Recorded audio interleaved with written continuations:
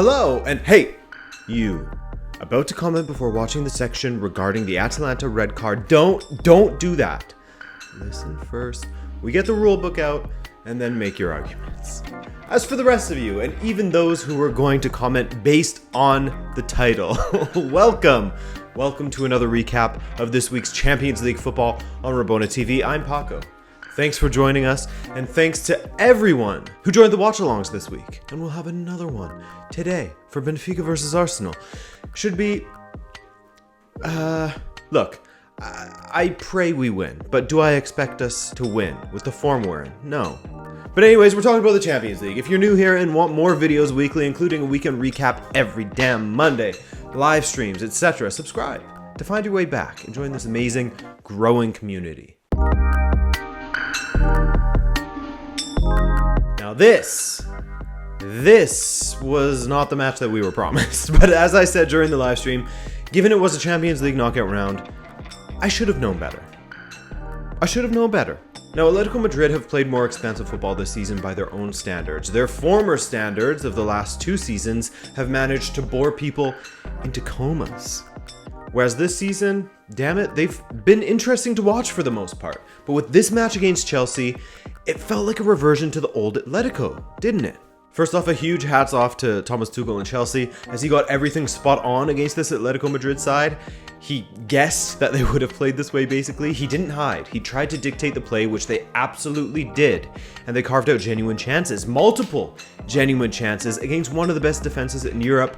Though there is a bit of an asterisk next to that. Atletico's defense is currently on its worst run since Simeone took over, as they have conceded at least one goal in their last 8 matches. Very uncharacteristic of them, but still, credit to Chelsea and credit to Olivier Giroud for that superb finish, later perhaps matched by Dele Alli against Wolfsberger in the Europa League. But hey, credit to the 34-year-old Giroud, man. A beautiful man physically and a scorer of beautiful goals. He really has a knack for scoring outrageous goals, doesn't he? I'm talking scorpion kicks, all of that. Anyway, going back to how this felt like a reversion for Atletico Madrid. There were times where they had what looked like a back six. This is not the Atletico that we've come to enjoy this season, that has seen Lamar play centrally. He was playing on the wing, given Carrasco was unavailable. There was also no Trippier on the opposite flank, who will return for the second leg, we suspect. But you know what there was? Plenty of sloppy passes and an unwillingness to go forward as a unit often enough. Instead, just sitting back and allowing Chelsea to have all of the ball. 72% possession in the first half. Just a single attempt from Atleti. It was terrible stuff from them. Yet all that being said, I didn't hate this match. And I think that can only come down to Chelsea and how they approached it. Here's a quote from Tuchel following the match. Quote, "We wanted to dominate in the opponent's half, not make mistakes early on the pitch and take the risk in the last 20 meters. No shots on target against us, but it's halftime. We know that." And I mean, how can you not like that kind of performance? Hudson-Odoi, who of course was hauled off after just 30 minutes of being brought on at halftime this weekend, was a top performer, constantly combining with Mount, who by the way is suspended for the next leg. That's a huge loss for Chelsea. And I mean, sure, Thomas Lemar missed a great opportunity in the first half, but beyond that, they offered very little. The attackers, like Suarez and João Felix, would go cold from how little involvement they had. I can't blame them for that. I mean, Thomas Lemar himself said that he struggled at first at Atletico because he was playing on the wing and barely had any touches, and that's why he loved moving centrally. You check out when you're on the wing, unless your focus is elite, like a goalkeeper's. But you check out after a while when you're just standing around waiting for something to happen, for the ball to come to you. And if Atleti don't revert to how they used to approach matches this season, they'll check out of this competition as well. I'm not sure many were very surprised by what transpired in the Bayern vs Lazio match. Sure, Bayern's recent form may have kept us from declaring they would steamroll Lazio, who were having a tough time on this scoring end of things this season. But in the end, Bayern's class, pace, and taste for blood pushed them through against the Lazio side that didn't show up until they're 4-0 down, basically, in the second half. I mean, that first half performance was woeful from Lazio. One to forget if you're a supporter of the Bianco Celesti. It was that meme of, poking them saying, do something with a stick. Much improved later on in the match, but 3-0 down in the home leg after the half. I mean, you would hope they would improve from there. The back line, absolutely let Lazio down, and Acerbi on goal, Musacchio mistake, Patrick making mistakes as well. I mean, it was a disaster at the back for them.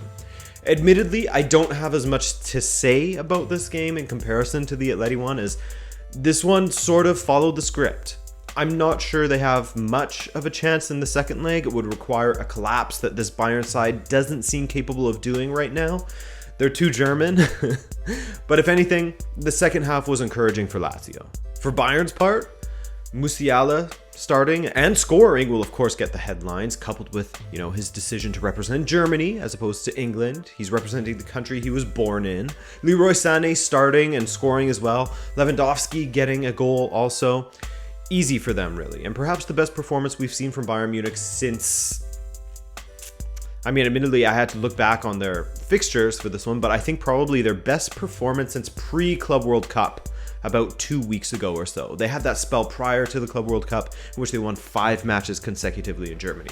So yeah, a massive hill to climb for Lazio. They'll have to get a 4-0 win or a 5-2. I personally don't see it, but hey man, keep the belief alive. Ah yes, the team that cannot stop winning and is breaking records versus the team that is unfortunately a sinking ship domestically and is losing their manager at the end of the season, and everybody knows it. That makes for a fairly predictable match, unfortunately, and it largely went in the direction you would expect it to. Now, of course, City were the away team, remember, despite it being a neutral venue, and it was City who ended up the 2-0 winners. The end. Next. I'm joking. City's first goal came from a sensational ball from João Cancelo, the man who is not tethered to a position. It's like he plays a fullback free roll at times.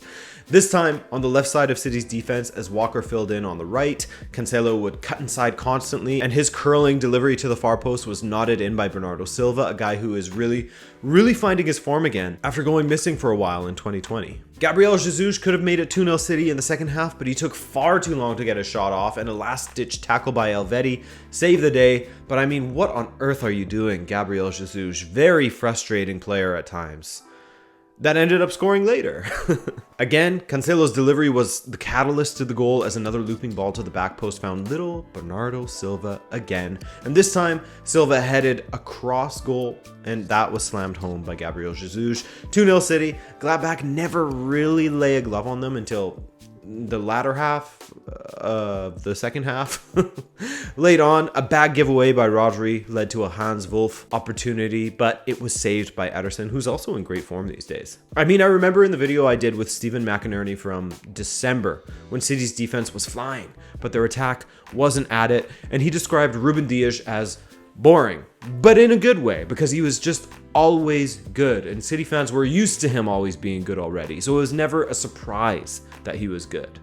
That can be said of their entire defense now, and the fact that they are always winning matches too. Their playing style isn't boring at all. It's just not a surprise anymore to see them excelling. The count is currently at 19 wins consecutively across all competitions, 2 away goals from this one. Very comfortable going into the next match, considering the sort of disarray Gladbach is in. Here we are, a match I was honestly really looking forward to given how well Atalanta have been playing lately and how they would give Real Madrid a really good fight and... a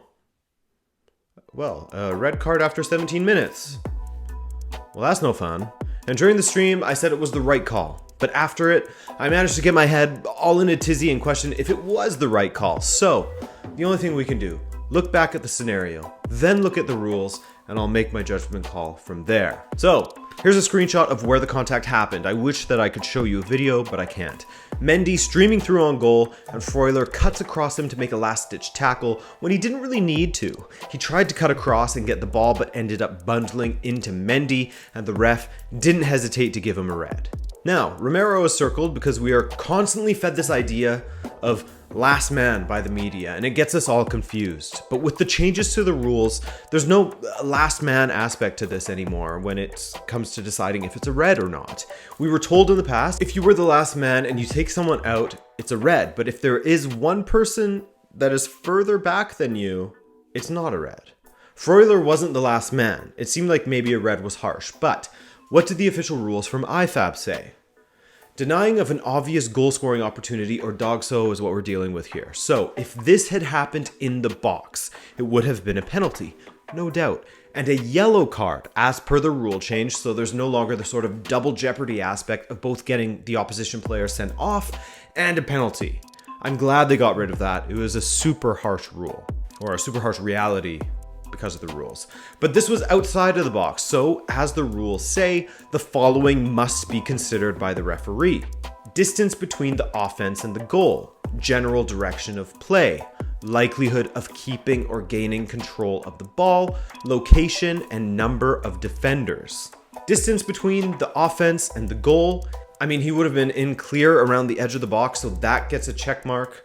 General direction of play, general is the key word here. Heading in the general direction of the goal, so there's another check mark there. Likelihood of keeping or gaining control, he had it under control. He wasn't running onto a hoofed ball or anything, so another mark against Freuler there. And finally, location and number of defenders. There was no way Romero was getting there and Freuler was beaten to the ball and throwing in a desperate tackle. So I think that's another mark in favor of this being denial of an obvious goal-scoring opportunity.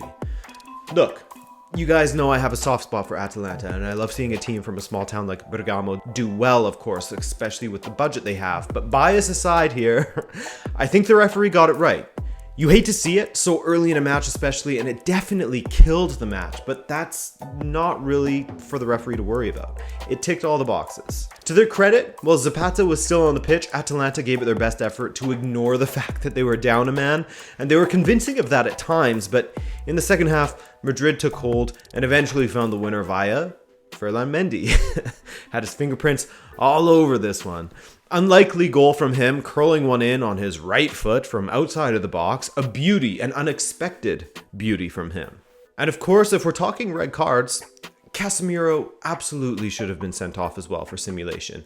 Again, here are the rules that referees don't seem to enforce when it comes to simulation. And I quote IFAB again, there are different circumstances when a player must be cautioned for unsporting behavior, including if a player attempts to deceive the referee, example by feigning injury or pretending to have been fouled, simulation. And to me, it's so strange that referees are so inconsistent with this. If it's a dive, then they should get a booking. My only thing that I could think of was that perhaps the referee reviewed the yellow he gave Casemiro in the first half during the halftime break, which was never a yellow for the light tap on Zapata and Zapata's dive, and so he gave Casemiro a break for the dive. I don't know if that's what happened, but either way, it's no justification for not giving a yellow for a dive. But anyways, not the match that we deserve to get from these two teams, but it is what it is, and it's all to play for in the second one. 1-0 Real Madrid with that away goal. Alright guys, that's it for this video. What did you think of the action this week? The Champions League takes a break next week and returns on March 9th, and I can't wait already. Thanks again for all of your support these days, guys. Subscribe if you're new here, and take care of yourself. Ciao.